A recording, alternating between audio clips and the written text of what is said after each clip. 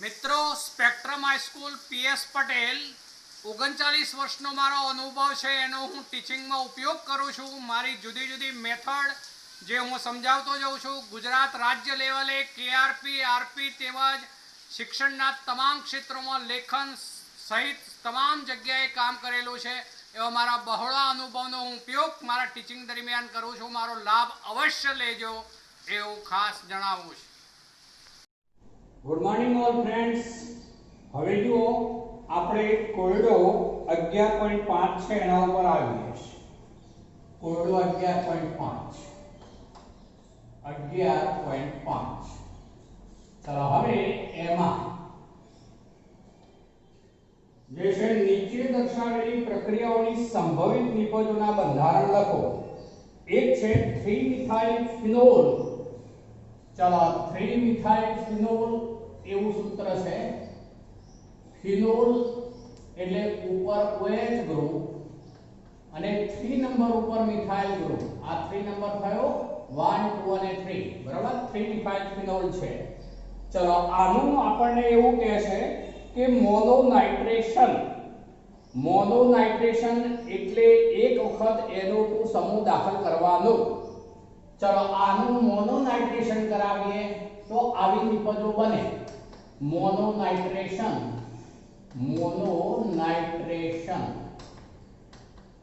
હવે જુઓ OH સમૂહ જે છે એ ઓર્થો પેરા નિર્દેશક, એ જ રીતે CH3 સમૂહ પણ ઓર્થો પેરા નિર્દેશક।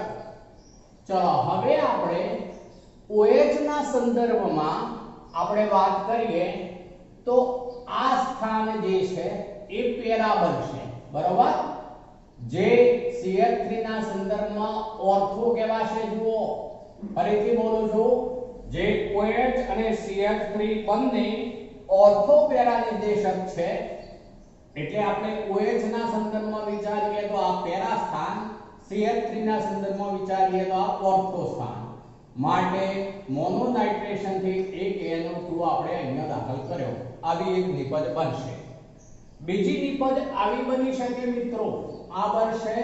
બીજી નિપજમાં આવું લઈએ છે જુઓ, ચલો હવે આ OH અને આ CH3, ચલો આ સ્થાન જે છે એ OH માટે ઓર્થો સ્થાન થશે, જ્યારે CH3 માટે આ સ્થાને પેરા સ્થાન થશે।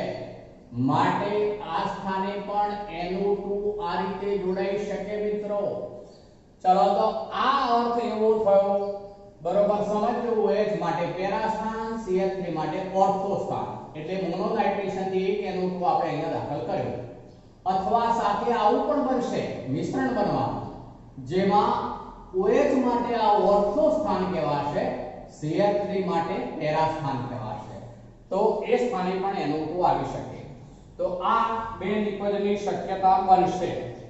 ચલો બીજું છે બી માં 3 મિથાઇલ ફિનોલ નું ડાયનાઇટ્રેશન। ચલો 3 મિથાઇલ ફિનોલ એટલે આ જ એનું ડાયનાઇટ્રેશન કહે છે। ડાયરેક્ટ કરાવું છું હવે જુઓ, ડાયનાઇટ્રેશન એટલે બે NO2 દાખલ કરવાના આપણે।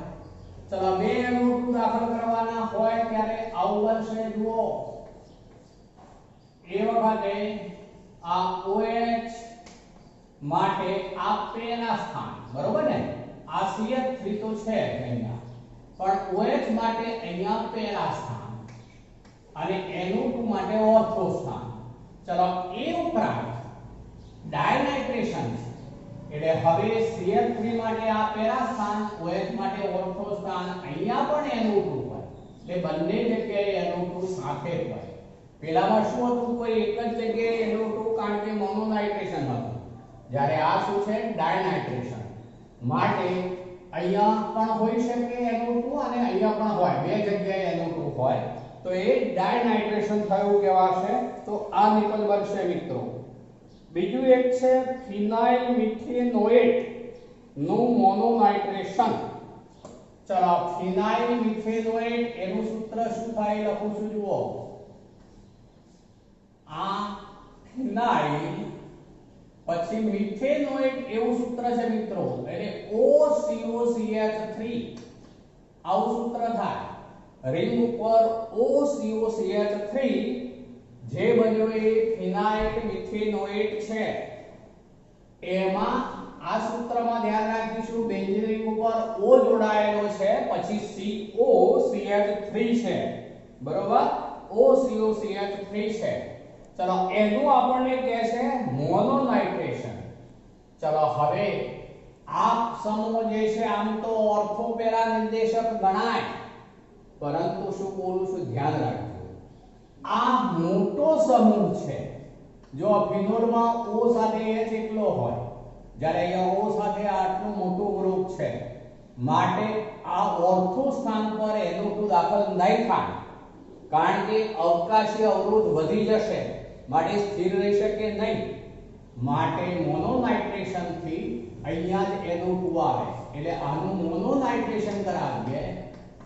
મોનોનાઇટ્રેશન ત્યારે આવું બની જશે. હવે એમાં ઉપર નું ગ્રુપ જે છે લખું છું કેવી રીતે જોજો. OCOCH3 હોય ત્યારે ફિનાઇલ મિથેનોએટ કહેવાય. ફિનાઇલ ગ્રુપ છે અને ફિનાઇલ અને ઉપરનો ગ્રુપ છે એ OCOCH3 ગ્રુપ છે. ચલો અહીંયા આપણે આ પેરા સ્થાને એકલો NO2 આવશે. ઓર્થો સ્થાન ઉપર એટલે કે ઓર્થો સંકટક બની શકે નહીં, કારણ કે ઉપરનો સમૂહ કદમાં મોટો હોવાથી અવકાશી અવરોધ વધી જાય, માટે NO2 જે છે એ અહીંયા દાખલ નહીં થઈ શકે, ફક્ત અહીંયા એક જ જગ્યાએ દાખલ થાય. મોનોનાઇટ્રેશન છે એટલે એક જ NO2 દાખલ કરવાનો છે, પણ એ પણ ઓર્થો સ્થાને નહીં જઈ શકે, પેરા સ્થાને જશે અને પેરા નિબંધ બનશે. ચલો હવે એમાં અને આમાં મિત્રો તફાવત છે, બરોબર સમજજો. એક બીજું સૂત્ર લખું છું, આ બેમાં કેટલા ભૂલ કરે છે. COOCH3 આ સૂત્ર જુદું છે મિત્રો. આ જે છે એનું નામ થાય મિથાઇલ બેન્ઝોએટ. આ સૂત્ર છે એને કહેવાય મિથાઇલ બેન્ઝોએટ એવું બોલાય. આ જે બનેલું છે એમાં એમ કહેવાય કે બેન્ઝોઇક એસિડ માંથી બન્યું છે. એનો પાયો જે છે એ આ બેન્ઝોઇક એસિડ હતો, એનો H દૂર થઈને CH3 દાખલ થઈને એસ્ટર બનેલો છે એવો અર્થ થાય. એટલે આના નામમાં જે છે મિથાઇલ બેન્ઝોએટ બોલાય. જેથી રિંગ ઉપર સીધો C જોડાયેલો છે, જુઓ C. એટલે આ અલગ છે, આ અલગ છે. આમાં રિંગ ઉપર સીધું શું જોડાયેલું છે? O છે, C નથી. આ જે બન્યો છે એ વાસ્તવમાં તો એસિડિક એસિડ માંથી બન્યો એવું કહી શકાય. એમાં આવું કહેવાય, જુઓ CH3 પછી જુદું પાડીને લખું તો આવું થયું કહેવાય C ડબલ બોન્ડ O, પછી આ O અને જુદું પાડ્યું. હવે અહીંયા હું H જે છે એ આ રીતે જોડું છું, માનો કે તો આ એસિડિક એસિડ છે, પણ હવે એનો H દૂર કરીએ અને ફિનાઇલ રિંગ જોડી દઈએ તો હવે જે બની ગયું એ ફિનાઇલ એસિડિક એસિડ અથવા ફિનાઇલ પછી ઇથેનોએટ બોલાશે મિત્રો. બુકમાં ભલે મિથેનોએટ આપ્યું છે, ભૂલ છે, ઇથેનોએટ શબ્દ આવે. તો આ મિથાઇલ જે મિથાઇલ નહીં પણ ફિનાઇલ ઇથેનોએટ એવું બોલીશું. ચલો એ કોયડો 11.5 લીધો. હવે લખાણ સંબંધિત મુદ્દાઓ છે એના ઉપર દઈએ છે. ચલો લખાણ સંબંધિત મુદ્દાઓમાં એક છે પહેલા નીચે દર્શાવેલા આલ્કોહોલ સંયોજનો જ્યારે HCl ZnCl2 બીજો HBr અને SOCl2 સાથે પ્રક્રિયા કરે ત્યારે અપેક્ષિત નિપજોના બંધારણો દોરો. ચલો કયા કયા સંયોજનો છે? તો એમાં એક છે પહેલા લઈએ છે એ બ્યુટેન 1 ઓલ છે. લખાણ સંબંધિત 11.6 લઉં છું, 11.6. ચલો એમાં બ્યુટેન 1 ઓલ સીધું સૂત્ર લખી દઉં છું. 4 કાર્બન હોય અને 1 નંબર ઉપર OH હોય, બરોબર. આ જે સૂત્ર થયું એ મિત્રો શું થઈ ગયું બ્યુટેન 1 ઓલ બ્યુટેન 1 ઓલ બરાબર બ્યુટેન 1 ઓલ છે ચલો બ્યુટેન 1 ઓલ ની HCl અને ZnCl2 સાથેની એક પ્રક્રિયા છે મિત્રો કોની સાથે છે તો HCl અને ZnCl2 જે નિર્જર ઝિંક ક્લોરાઇડ હોય HCl અને ZnCl2 એ શું છે લુકાસ પ્રક્રિયા આ લુકાસ પ્રક્રિયક છે લુકાસ ચલો લુકાસ પ્રક્રિયક જે છે એક 3 ડિગ્રી આલ્કોહોલ હોય તો એની સાથે તરત જ પ્રક્રિયા આપે 2 ડિગ્રી આલ્કોહોલ સાથે ધીમા દરથી અને 3 ડિગ્રી આલ્કોહોલ 1 ડિગ્રી આલ્કોહોલ સાથે મુશ્કેલ હોય 1 ડિગ્રી આલ્કોહોલ સાથે પ્રક્રિયા લગભગ જે છે એ આપણે રિઝલ્ટ જોવા મળશે નહીં તો એમાં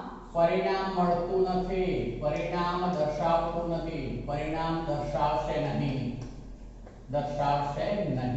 એવો અર્થ કરીશું લ્યુકાસ સાથે કારણ કે 1 ડિગ્રી આલ્કોહોલ છે જો આ બ્યુટેન 1 ઓલ 1 ડિગ્રી આલ્કોહોલ હોવાથી ચલો બીજી પ્રક્રિયા કઈ છે એને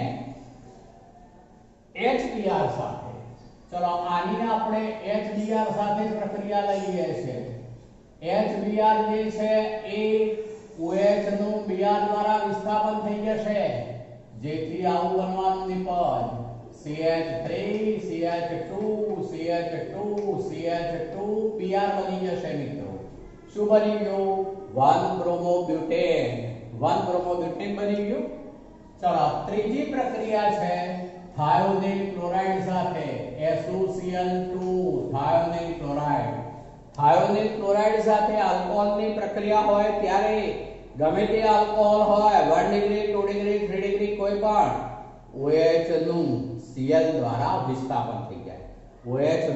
Cl દ્વારા વિસ્થાપન થઈ જાય એટલે હવે આવું બનશે એ દરમિયાન CH3 CH2 CH2 CH2 OH ગયો અને Cl દાખલ થયો એ દરમિયાન SO2 અને Cl દૂર થઈ ગયાના મિત્રો તો એ બની ગયું એ 1 ક્લોરોબ્યુટેન છે ચલો બીજું છે 2 મિથાઇલ બ્યુટેન 2 સાથે આ બધાની પ્રક્રિયાઓ કઈ છે ચલો 2 મિથાઇલ બ્યુટેન 2 ચલો એનું સૂત્ર બનાવીએ છે પહેલા 2 મિથાઇલ બ્યુટેન 2 એવું છે ચલો અહીંયા આપણે જે છે મિથાઇલ ગ્રુપ લીધું આ OH ગ્રુપ લીધું 2 મિથાઇલ બ્યુટેન 2 તો આપણે આ CH3 આ જે છે CH2 બરોબર અને આ પણ CH3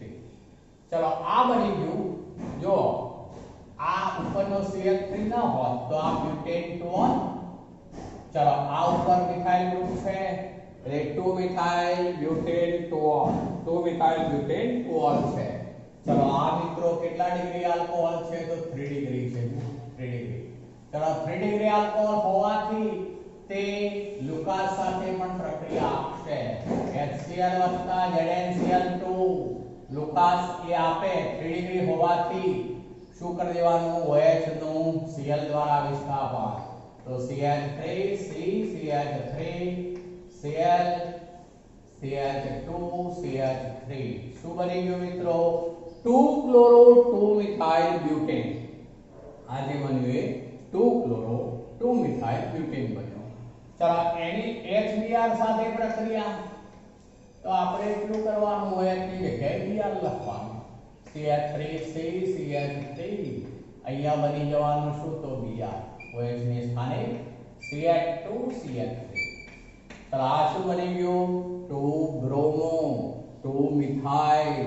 butane 2 bromo 2 methyl butane એને SOCl2 સાથે પણ પ્રક્રિયા થઈ છે તો શું થઈ જશે તો આપણે OH નું Cl દ્વારા વિસ્થાપન કરી દેવાનું OH નું Cl દ્વારા વિસ્થાપન એટલે આવું બની ગયું શું બની ગયું તો 2 chloro 2 methyl butane 2 chloro 2 methyl butane ચાલો તો આ લખાણ સંબંધિત પ્રશ્ન 11.6 હતો મિત્રો હવે 11.7 ઉપર જઈએ 11.7 એમાં આવું છે 1 મિથાઇલ સાયક્લોહેક્ઝેનોલ અને બ્યુટેન 1 ઓલની એસિડ ઉદ્દીપકીય નિર્જલીકરણ પ્રક્રિયાની મુખ્ય નિબંધનું અનુમાન કરો.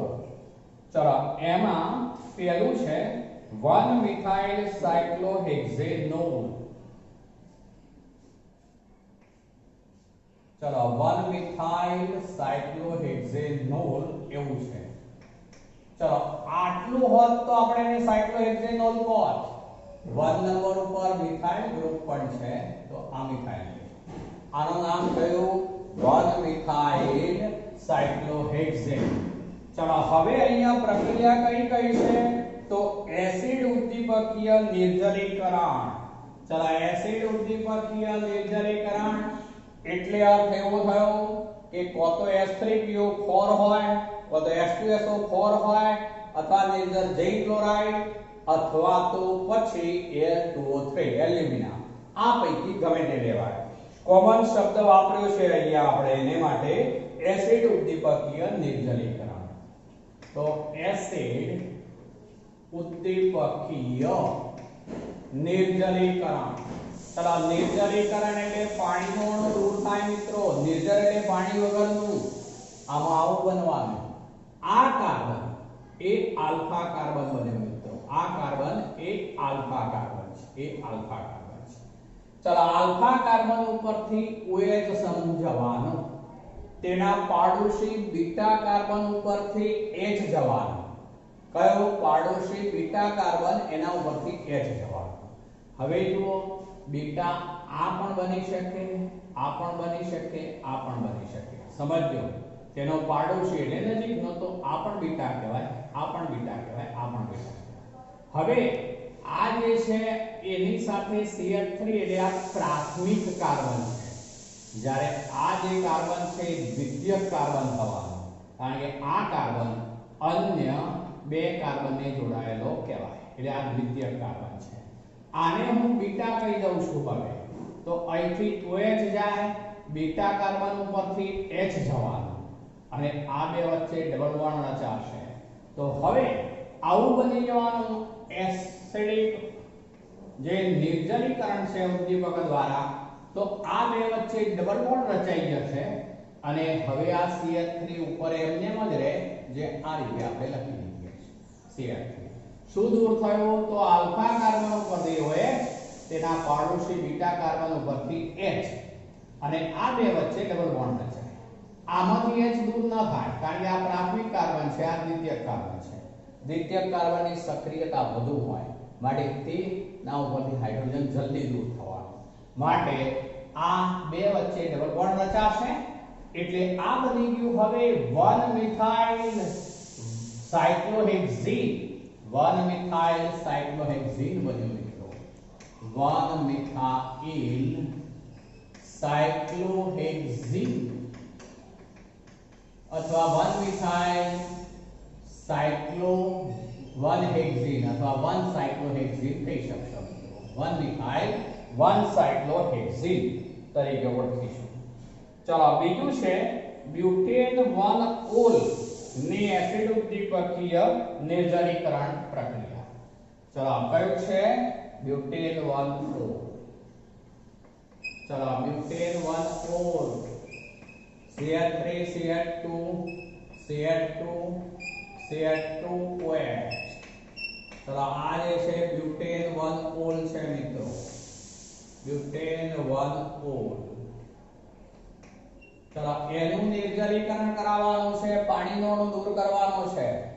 આમાં કેટલાક મિત્રો ભૂલ કરે છે, બરોબર ધ્યાન રાખજો. એની ક્રિયાવિધિ સમજાવું છું. જુઓ બરોબર ક્રિયાવિધિ આખી સમજાવું છું. તો એમાં આ ઓક્સિજન પાસે આ રીતે બે અબંધકારક ઇલેક્ટ્રોન યુગ્મો હોય છે, આલ્કોહોલ છે એટલે. ચલો હવે એસિડ ઉદ્દીપક એટલે H+ સાથે પહેલા સ્ટેપમાં પ્રક્રિયા થશે. ત્યારે શું થાય મિત્રો તો પ્રોટોન આમાં જોડાઈ જાય. પ્રોટોન એમાં જોડાઈ જશે જેથી પ્રોટોનિક આલ્કોહોલ બને. પહેલા સ્ટેપમાં શું બને તો પ્રોટોનિક આલ્કોહોલ. જેથી આવું બની જવાનું CH3 CH2 CH2 CH2 હવે જો એને હું થોડુંક સરળ બનાવી એટલા માટે આવી રીતે લખી દઉં. ચલો આ ઓક્સિજન પાસે ઇલેક્ટ્રોન યુગ્મ એક હતું એમને, પણ આ ઇલેક્ટ્રોન યુગ્મ દ્વારા હાઇડ્રોજન છોડી દીધો આપણે ઉપરની તરફ. જેથી આ ઓક્સિજન ઉપર હવે ચાર્જ કરવો આવવાનો પ્લસ. આ જે બની ગયું એ પ્રોટોનિક આલ્કોહોલ છે. પ્રોટોનિક આલ્કોહોલ કોમન નામ કરી દીધું આપણે, પ્રોટોનિક આલ્કોહોલ છે. હવે આ પ્રથમ તબક્કો છે, આને પ્રતિવર્તી આપણે બતાવી શકીશું. એ પ્રથમ તબક્કો ઝડપી છે. હવે બીજા તબક્કા દરમિયાન આ ઝડપી છે પેલી વાત. હવે બીજા તબક્કા દરમિયાન આ બંધ તૂટી જશે. તો આ બીજો તબક્કો બતાવું છું અહીંયા. CH3 CH2 CH2 CH2 પછી આપણે આ જેમ સેમ ને મન લખી દઉં છું અત્યારે. ચલો આની ઉપર પ્લસ ચાર્જ ઓક્સિજન ઉપર અને આ ઇલેક્ટ્રોન યુગ્મ. ચલો હવે બીજો તબક્કો જે છે ધીમો અને વેગ નિર્ણાયક ધીમો તબક્કો. ચલો હવે આવું બનવાનું, આ બંધ તૂટી જશે. એ બંધ તૂટતા એના બંને ઇલેક્ટ્રોન ઓક્સિજનને મળી જશે. એના બંને ઇલેક્ટ્રોન ઓક્સિજનને મળી જાય. ચલો જેને કારણે આવું બન્યું CH3 CH2 CH2 CH2 આ પ્લસ ચાર્જ. ચલો આ કાર્બોકેટાયન રચાય. કાર્બોકેટાયન બીજું બની ગયું H2. ચલો મિત્રો આ જે છે એ પ્રાથમિક કાર્બોકેટાયન છે. કયો છે આ? પ્રાથમિક કાર્બોકેટાયન. પ્રાથમિક કાર્બોકેટાયન. પણ હવે એ પ્રાથમિક કાર્બોકેટાયન છે એના કરતા દ્વિતીયક કાર્બોકેટાયન વધુ સ્થાયી હોય છે, જેને કારણે હવે આગળના સ્ટેપમાં આવું થવાનું એમાં અહીંથી એક હાઇડ્રોજન અહીંયા સ્થાનાંતર પામે છે, જેથી આવું થાય CH3 CH2. અહીંયા હું અત્યારે એમને એમ લખું છું પહેલા CH2 આ પ્લસ છે.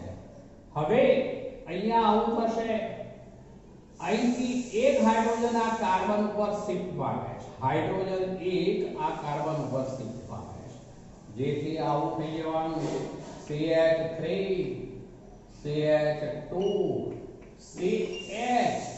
આ કાર્બન ઉપર પ્લસ ચાર્જ આવી ગયો અને આ CH3 CH3 CH2 CH ઉપર પ્લસ ચાર્જ પછી CH3. આ બની ગયો એક દ્વિતીયક કાર્બોકેટાયન. દ્વિતીયક કાર્બોકેટાયન. શું જોવાનું? જે ધન ચાર્જ વાળો કાર્બન અન્ય એક કાર્બનને જોડાયેલો આપણો હતો માટે પ્રાથમિક કાર્બોકેટાયન હતો. જે નીચે લીધો એ ધન ચાર્જ વાળો કાર્બન અન્ય બે કાર્બનને જોડાયેલો છે માટે દ્વિતીયક કાર્બોકેટાયન. તો પહેલા પ્રાથમિક કાર્બોકેટાયન રચાયો, પણ એ પ્રાથમિક કાર્બોકેટાયન કરતા દ્વિતીયક કાર્બોકેટાયનની સ્થાયીતા વધુ છે માટે શું થયું? તો અહીંથી એક હાઇડ્રોજન અહીંયા જવાથી પાછળ CH3 થઈ ગયો અને તેથી હવે આ કાર્બન ઉપર ધન ચાર્જ આવી ગયો.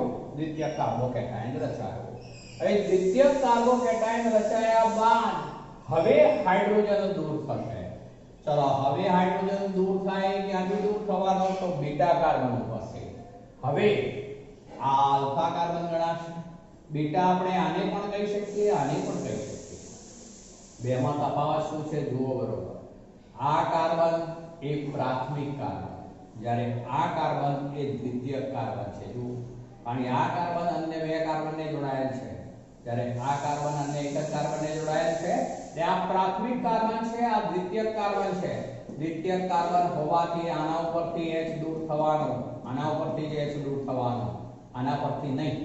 આના પરથી H દૂર થાય, જેથી હવે આ બે વચ્ચે ડબલ બોન્ડ રચાય. તો માઈનસ હાઇડ્રોજન H દૂર થશે H પ્લસ આયન તરીકે, જેથી હવે આવું બની જવાનું CH3 CH double bond CH single bond CH3. ચલો હવે અહીંથી H દૂર થવાથી આ બે વચ્ચે ડબલ બોન્ડ રચાઈ જશે, કારણ કે એમાં આપણે હાઇડ્રોજનનો C⁻H બંધ તૂટવાથી બંધના બંને ઇલેક્ટ્રોન અહીંયા શિફ્ટ થશે એટલે ત્યાં ડબલ બોન્ડ રચાઈ જાય.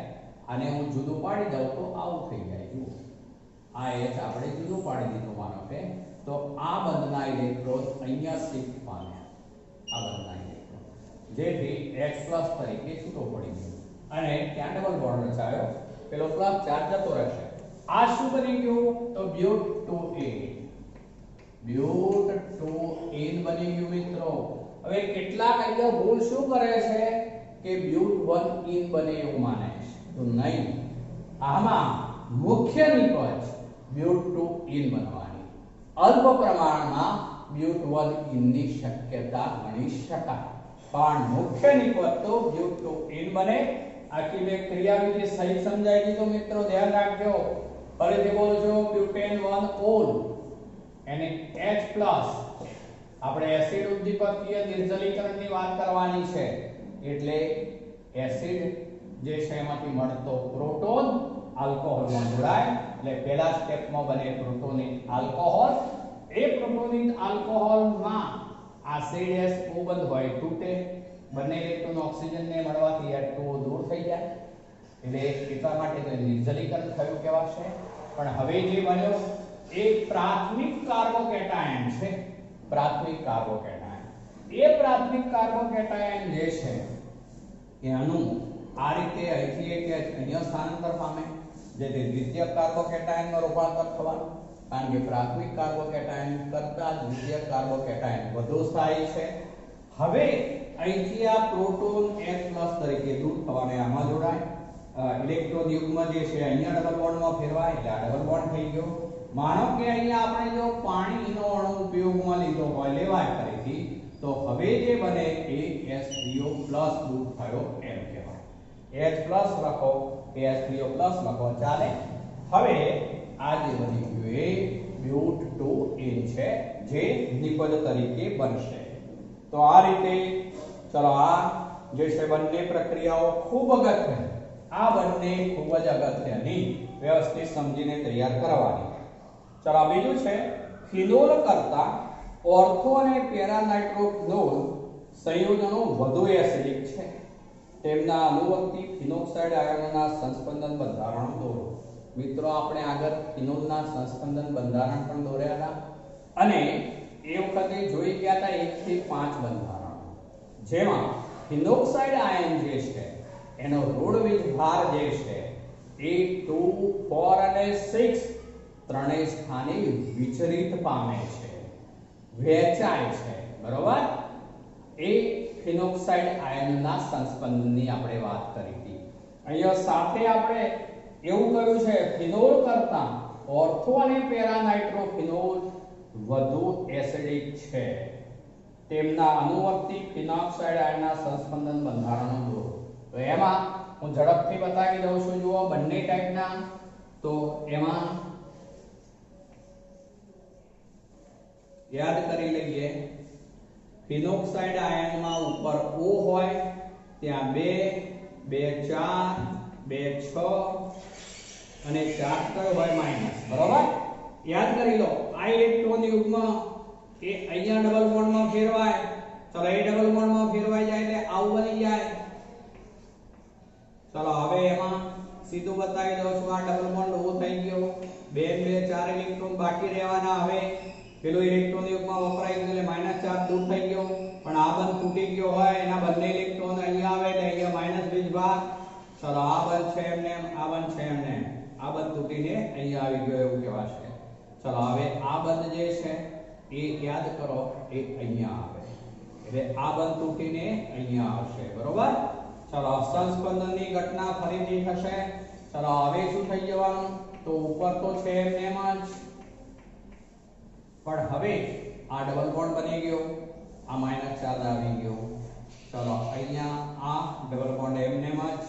ચલો હવે આગળના સ્ટેપમાં ચલો આ અહીંયા ડબલ બોન્ડમાં ફેરવાય એટલે આ ડબલ બોન્ડ તૂટીને અહીંયા શિફ્ટ પામશે જેથી આવું બને. હવે એ વખતે નવો ડબલ બોન્ડ પહેલા બનાવી દઈએ. તો આ નવો ડબલ બોન્ડ પહેલા બની ગયો. આ ડબલ બોન્ડ ચલો આ ડબલ બોન્ડ તૂટ્યો માઈનસ ચાર્જ અહીંયા આવ્યો. આ ડબલ બોન્ડ O 2 2 4. ચલો હવે આ અહીંયા ડબલ બોન્ડમાં ફેરવાય એટલે આ તૂટીને ઉપર જતો રહે, જેથી આવું થાય. યાદ કરાવી દઉં છું, આ બધું જ આગળ લીધું છે આપણે વ્યવસ્થિત રીતે.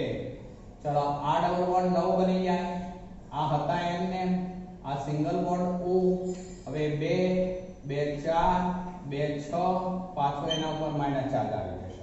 ચલો ફિનોક્સાઇડ આયનમાં આવું સંસ્પંદન થાય. પણ આપણને સાથે એવું કહ્યું છે ફિનોલ કરતા, એટલે આ ફિનોલમાંથી બનતો ફિનોક્સાઇડ આયન એનું સંસ્પંદન થયું. પણ એવું કહ્યું છે ઓર્થો અને પેરા નાઇટ્રો સંયોજનો વધુ એસિડિક છે. આ તો આપણે લીધું જ બરોબર. અહીંયા 2 4 અને 6 ત્રણેય સ્થાને જે ઋણવીજ ભાગ છે એ ફેલાય છે, વિચરણ પામે છે, એવો અર્થ થયો બરોબર ને. ચલો હવે એને બદલે જો ઓર્થો અથવા પેરા નાઇટ્રોફિનોલ હોય તો શું ચેન્જ હોય હું આમ જ બતાવી દઉં છું, ધ્યાન રાખજો. એ વખતે આવું થવાનું, અહીંયા એનો સમૂહ જોડાયેલો હોય, આ N ડબલ બોન્ડ O, આ O બરોબર. ચલો અથવા અહીંયા પેરા સ્થાને હોય તો અહીંયા માઈનસ ચાર્જ અહીંયા આવ્યો, પણ એમાં અહીંયા એનો 2 હોવાનો બરોબર.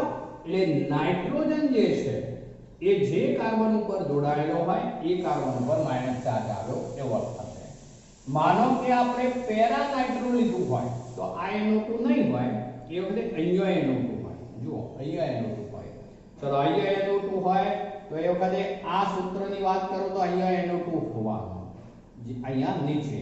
જેથી અર્થ એવો થશે કે ઓર્થો નાઇટ્રોફિનોલ કે પેરા નાઇટ્રોફિનોલ હોય તો જે ઓર્થો કે પેરા સ્થાન ઉપર નાઇટ્રોજન આવેલો હોય તે સ્થાને ઋણવીજ ભાર જે છે રચાતો હોય, જેને કારણે જે ફિનોલ છે એના કરતા પણ ઓર્થો નાઇટ્રોફિનોલ અને પેરા નાઇટ્રોફિનોલ જે છે એ વધુ એસિડિક ગુણધર્મ ધરાવશે, કારણ કે એમાં સંસ્પંદનની ઘટના વધી જવાની. ચલો તો એ મિત્રો એ રીતે જવાબ થશે. ચલો બીજું પૂછ્યું છે તો એમાં પ્રક્રિયા સમાવેશ થતો હોય તેવી સમીકરણો લખો. ચલો એમાં રિમર્ટીમાન છે મિત્રો. રિમર્ટીમાનમાં શું થાય યાદ કરાવી દઉં છું. રિમર્ટીમાનની અંદર જે છે એ સેલિસાલ્ડિહાઇડ બને. શામાંથી? તો ફિનોલમાંથી. ફિનોલમાંથી સેલિસાલ્ડિહાઇડ બને. ફિનોલની પહેલા સ્ટેપમાં ક્લોરોફોર્મ વત્તા જલીય NaOH સાથે પ્રક્રિયા કરાવીશું, ત્યારે તેમાંથી બેન્ઝીન રિંગ ઉપર ONA બને, એમાં O Na+ અને તેના ઓર્થો સ્થાનમાં CH2 બને, જેથી એનું મધ્યવર્તી વિસ્થાપિત બેન્ઝાલ ક્લોરાઇડ સંયોજન બને, જેની ફરીથી NaOH સાથે પ્રક્રિયા થાય ત્યારે ઉપર ONA એમનેમ રહેશે, સોડિયમ ફિનોક્સાઇડ, પણ પછી ઓર્થો સ્થાનમાં CHO સમૂહ દાખલ થાય. એ જે બન્યું તેનું એસિડીકરણ કરાવીએ H+ દ્વારા, એટલે છેવટે જે બની જશે એ સેલિસાલ્ડિહાઇડ બનશે. તો આમ ફિનોલમાંથી સેલિસાલ્ડિહાઇડ બનાવવાની પ્રક્રિયા એ કહેવાશે રિમર્ટીમાન પ્રક્રિયા. બીજી એક છે કોલ્બે સંશ્લેષણ. ચલો મિત્રો બીજું એક પૂછેલું છે કોલ્બે પ્રક્રિયા. કોલ્બે અથવા કોલ્બે સ્મિથ સંશ્લેષણ, જેમાં ફિનોલમાંથી શું બનાવ્યું તો આપણે યાદ કરી લો તો સેલિસિલિક એસિડ. ચલો ફિનોલમાંથી સેલિસિલિક એસિડ બનાવવા માટે પહેલા આપણે જે છે ફિનોલની NaOH જલીય સાથે પ્રક્રિયા કરાવી હતી, જેથી સોડિયમ ફિનોક્સાઇડ બને. ચલો સોડિયમ ફિનોક્સાઇડ જે છે એ ફિનોલ કરતા એરોમેટિક ઇલેક્ટ્રોન અનુરાગી વિસ્થાપન માટે વધુ પ્રતિક્રિયાત્મક હોય, જેને કારણે તેની નિર્બળ ઇલેક્ટ્રોન અનુરાગી પ્રક્રિયક CO2 સાથે પ્રક્રિયા થઈ શકે છે. એટલે રિંગ ઉપર જે ONA હતું ત્યારબાદ આપણે કરાવીશું CO2 અને H+ સાથે પ્રક્રિયા, એટલે એ વખતે બની જશે બેન્ઝીન રિંગ ઉપર OH અને ઓર્થો સ્થાનમાં COOH. તો એનું જ નામ સેલિસિલિક એસિડ. તો આમ ફિનોલમાંથી સેલિસિલિક એસિડ બનાવવાની પ્રક્રિયા એટલે જ કોલ બેઝ મીટ સંશ્લેષણ. ફરીથી એક વખત બોલું છું, ફિનોલની જલીય NaOH સાથે પ્રક્રિયા કરાવીશું એટલે પહેલા શું બનવાનું? Sodium phenoxide. એ સોડિયમ ફિનોક્સાઇડ જે છે એ ફિનોલ કરતા જે ઇલેક્ટ્રોન અનુરાગી એરોમેટિક વિસ્થાપન માટે વધુ પ્રતિક્રિયાત્મક હોવાને કારણે નિર્બળ એવો ઇલેક્ટ્રોન અનુરાગી CO2 હોવા છતાં પણ CO2 સાથે જ્યારે પ્રક્રિયા કરશે H+ ની હાજરીમાં ત્યારે રિંગ ઉપર પાછો OH બની જશે અને ઓર્થો સ્થાનમાં COOH બને, જેને કહેવાશે સેલિસિલિક એસિડ અથવા તો 2-હાઇડ્રોક્સી બેન્ઝીન કાર્બોક્સિલિક એસિડ. એ જે છે એને એ પ્રક્રિયાને કહીશું કોલ-બેઝ મીટ પ્રક્રિયા. ચલો મિત્રો, હવે આલ્કોહોલ સેક્શનમાં છેલ્લો મુદ્દો છે જેમાં ઔદ્યોગિક રીતે અગત્યના આલ્કોહોલની બનાવટ, જેમાં એક છે મિથેનોલ. ચલો, મિથેનોલ જે છે એને વુડ સ્પિરિટ તરીકે ઓળખાય. મિથેનોલ CH3OH એ વુડ સ્પિરિટ તરીકે ઓળખાય છે, અથવા ગુજરાતીમાં એને કહેવાશે કાસ્ટ સ્પિરિટ તરીકે ઓળખાશે. કાસ્ટ એટલે લાકડું. લાકડાના વિભજક નિસ્યંદન દ્વારા મિથેનોલ શરૂઆતમાં મેળવવામાં આવતો હતો, માટે તેને આ રીતે વુડ સ્પિરિટ તરીકે ઓળખવામાં આવે છે. પણ અત્યારે જે બનાવવામાં આવે છે એમાં આ રીતનો ઉપયોગ કરવામાં આવે છે મિત્રો. એમાં કાર્બન મોનોક્સાઇડ છે, એનું હાઇડ્રોજનીકરણ કરવામાં આવે છે. એ વખતે ઉદ્દીપક છે ZnO અને Cr2O3 મિશ્રિત ઓક્સાઇડ છે. ZnO Cr2O3 મિશ્રિત ઓક્સાઇડ 200 થી 300 વાતાવરણ દબાણ, 200 થી 300 એટમોસ્ફિયર દબાણ અને 573 થી 673 કેલ્વિન તાપમાન હોય છે મિત્રો. એ વખતે CO અને 2H2 વચ્ચેની પ્રક્રિયાથી બને છે CH3OH. જો ટોટલ 4 હાઇડ્રોજન, તો આ 4 હાઇડ્રોજન, એક ઓક્સિજન, એક કાર્બન. તો આ રીતે કાર્બન મોનોક્સાઇડનું હાઇડ્રોજનીકરણ ZnO અને Cr2O3 મિશ્રિત ઓક્સાઇડ 200 થી 300 એટમોસ્ફિયર દબાણ, 573 થી 673 કેલ્વિન તાપમાને આપણે ગરમ કરીશું ત્યારે એમાંથી મિથેનોલ મેળવી શકાય છે. અત્યારે મિથેનોલ એ રીતે મેળવવામાં આવે છે. આ મિથેનોલ જે છે એનું એ જે છે એ મિથેનોલ એ 537 કેલ્વિન 337 કેલ્વિન તાપમાને ઉકળે છે. કયું તાપમાન કહું છું? તો 337 કેલ્વિન તાપમાને ઉકળે છે. એટલે એનું ઉત્કલન બિંદુ છે એવું કહી શકીશું. તે રંગવિહીન પ્રવાહી છે. પહેલી તો વાત. ચલો, આ જે છે એ જો પીવામાં ઉપયોગમાં ક્યાંક લીધો હોય તો એ નુકસાન કરતા છે. આપણે ગઈકાલની એક ચર્ચામાં જોઈ ગયા હતા. એ શરૂઆતમાં ઓછું પ્રમાણ હોય તો આંખે અંધાપો આવે અને વધુ પ્રમાણમાં હોય તો વ્યક્તિનું મૃત્યુ થવાની પણ શક્યતા રહેલી છે. આમ તે ઝેરી ગણાશે. મિથેનોલ એ ઝેરી છે, રંગહીન પ્રવાહી છે, જેનું ઉત્કલન બિંદુ 337 કેલ્વિન છે. 337 કેલ્વિન તાપમાને તે ઉકળતો હોય છે. ચલો, આ જે છે એનો ઉપયોગ એક તો જે પેઇન્ટ ઉદ્યોગ કહીએ છે, રંગ ઉદ્યોગ અને વાર્નિશ, એમાં દ્રાવક તરીકે એનો ઉપયોગ થાય છે. એક તો મહત્તમ પ્રમાણમાં, એ ઉપરાંત એનો બીજો ઉપયોગ છે ફોર્માલ્ડિહાઇડની બનાવટમાં. બે ઉપયોગ થયા, પેઇન્ટ રંગ ઉદ્યોગમાં, વાર્નિશમાં પણ દ્રાવક તરીકે, અને બીજો ઉપયોગ કયો મેં રીતે આપણે જે છે ફોર્માલ્ડિહાઇડ બનાવવા માટે પણ એનો મહત્તમ ઉપયોગ થતો હોય છે. તો એ મિથેનોલ ચલો બીજો લઈએ છે હવે ઇથેનોલ ની વાત. ઇથેનોલ જે છે એ આથવણ પદ્ધતિ દ્વારા બનાવવામાં આવે છે. આથવણ પદ્ધતિ દ્વારા. ચલો એમાં કોઈ પણ શર્કરા જે હોય, શર્કરા એટલે C12H22O11, C12H22O11 કોમન લખીએ છે શર્કરા, જે મોલાસીસ હોઈ શકે, મોલાસીસ અથવા શેરડી, શેરડીમાંથી મળી શકે અથવા દ્રાક્ષમાંથી પણ મળી શકે. જે મોલાસીસ, શેરડી અને દ્રાક્ષમાંથી મળી આવતી શર્કરા છે, આ શર્કરાનું ઇન્વર્ટેજ ઉત્સેચક દ્વારા આથવણ કરવામાં આવે છે. કયો ઉત્સેચક એ યાદ રાખીશું? ઇન્વર્ટેજ ઉત્સેચક દ્વારા આથવણ કરવામાં આવે છે. ત્યારે C6H12O6 એટલે કે ગ્લુકોઝ અને બીજું પણ C6H12O6 એટલે કે બીજું ફ્રુક્ટોઝ બનશે. ગ્લુકોઝ અને ફ્રુક્ટોઝ બને છે. આ પ્રક્રિયા દરમિયાન પાણીનો અણુ એમાં પ્રક્રિયામાં ઉમેરાય છે. ત્યારે ગ્લુકોઝ અને ફ્રુક્ટોઝ બંને બનશે.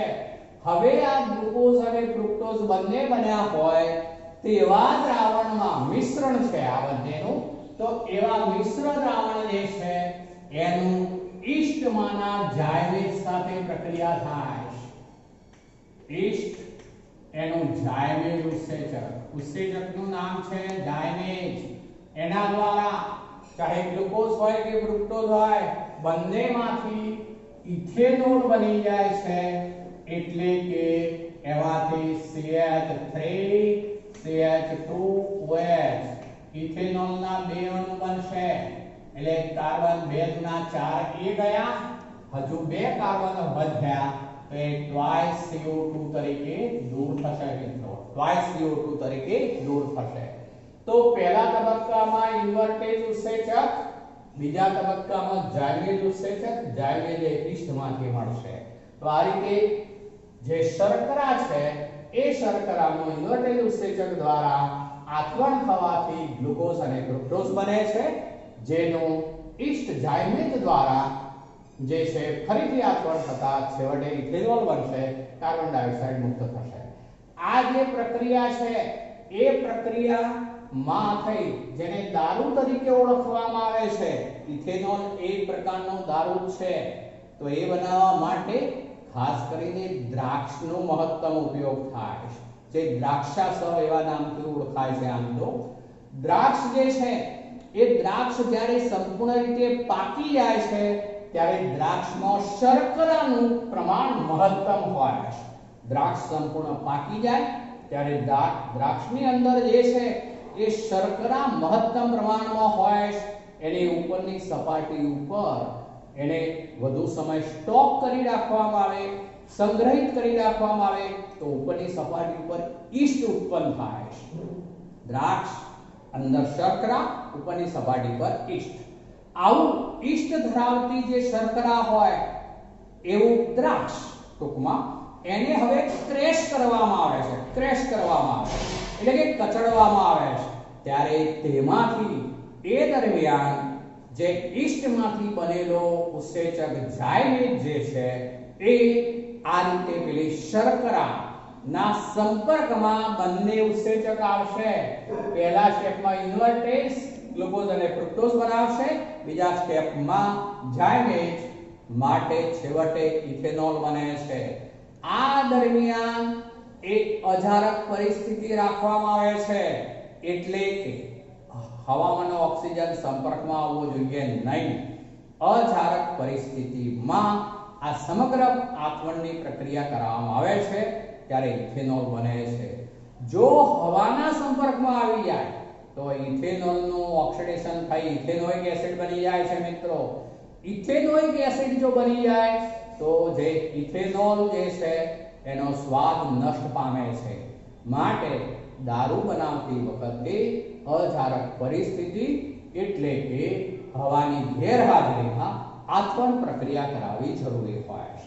ચલો આ જે ઇથેનોલ છે એનો ઉપયોગ એક તો પેઇન્ટ ઉદ્યોગમાં, રંગ ઉદ્યોગમાં ખરો જ દ્રાવક તરીકે, એ ઉપરાંત અન્ય ઘણા બધા કાર્બનિક સંયોજનો બનાવવા માટે પણ ઔદ્યોગિક દ્રષ્ટિએ પણ વધુ ઉપયોગી છે. હવે આ ઔદ્યોગિક દ્રષ્ટિએ વધુ ઉપયોગી હોવાને કારણે આ ઇથેનોલનો ઉપયોગ ક્યારેક કેટલાક લોકો પીવા માટે કરવાની શક્યતા ધરાવે, માટે એને બદલે એવા ઇથેનોલનો જે ઔદ્યોગિક ઇથેનોલ ઉપયોગમાં લેવાનો હોય એની વાત કરું છું, તો તેમાં કોપર સલ્ફેટ ઉમેરી તેને રંગીન બનાવી દેવામાં આવે છે અને પેરિડીન ઉમેરી દુર્ગંધયુક્ત બનાવી દેવામાં આવે છે. ફરીથી બોલું છું, એ જે થશે એને કહેવાશે આલ્કોહોલનું વિકૃતિકરણ કરાવી દીધું, ઇથેનોલનું વિકૃતિકરણ કરાવી દીધું. ઇથેનોલ જે ઔદ્યોગિક દ્રષ્ટિએ વપરાતો હોય છે એનો ક્યાં મિસયુઝ ન થાય એટલા માટે ઇથેનોલને રંગીન બનાવવા માટે કોપર સલ્ફેટ અને દુર્ગંધયુક્ત બનાવવા માટે તેમાં પેરિડીન ઉમેરવામાં આવે છે, જેને કારણે તે દુર્ગંધયુક્ત અને કલરિંગ બની જશે. આવો ઇથેનોલ જે છે ઇથેનોલનું વિકૃતિકરણ થયું કહેવાય, જેનો ઉપયોગ માત્ર ઔદ્યોગિક રીતે અન્ય કાર્બનિક સંયોજનોની બનાવટમાં તેમાં દ્રાવક તરીકે જેનો ઉપયોગ થશે, એટલે તેનો ઉપયોગ લોકો પીવા માટે ન કરે, સલામતી માટે એ કરવામાં આવતો હોય છે. આ જે ઇથેનોલ છે એનું ઉત્કલન બિંદુ છે 351 કેલ્વિન તાપમાન. આનું ઉત્કલન બિંદુ 351 કેલ્વિન તાપમાન છે. આ પણ રંગબેરંગી પ્રવાહી છે. મેં એનો ઉપયોગ કરી દીધો ક્યાં ક્યાં થાય છે તે, બરોબર? તો એ રીતે ઇથેનોલ ઉપયોગી છે.